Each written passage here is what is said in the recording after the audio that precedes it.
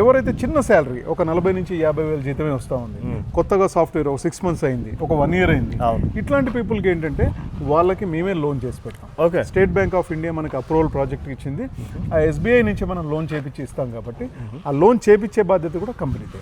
కాబట్టి ఏంటంటే సాఫ్ట్వేర్ పీపుల్కి ప్లస్ బిలో అంటే 50,000 కన్నా లోపున్న శాలరీ వ్యక్తులు కూడా మన ప్రాజెక్ట్లో ఎలిజిబుల్ అవుతారు. ఎందుకు ఎలిజిబుల్ అవుతారంటే టికెట్ సైజ్ వచ్చేసి చాలా స్మాల్ టికెట్ సైజ్ అండి.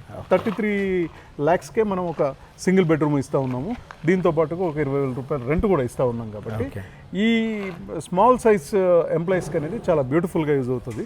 అక్కడ దాకా ఎందుకంటే యాజ్ ఎ మీడియా పీపుల్ మీరు కూడా బ్రహ్మాండంగా తీసుకోవచ్చు, ఎవరైనా కూడా ఇన్వెస్ట్ చేసుకోవచ్చు అండి. ఎందుకంటే ఇక్కడ టెనెంట్ హెడేక్ లేదు, మెయింటెనెన్స్ హెడేక్ లేదు. ప్రతి మంత్ ఆటో క్రెడిట్, ఒక గవర్నమెంట్ శాలరీ ఒక ప్రైవేట్ కంపెనీ శాలరీ ఎట్లయితే వస్తుందో ప్రతి మంత్ కూడా మనకి అప్ టు ఫస్ట్ వీక్లోనే ఆటో క్రెడిట్ అవుతుంది వాళ్ళ అకౌంట్స్లో. అద్భుతంగా చాలా నిశ్చింతంగా నిర్భయంగా ఇక్కడ ఇన్వెస్ట్ చేసుకోవచ్చు, పర్ మంత్ అద్భుతమైన రెంట్స్ తీసుకోవచ్చు.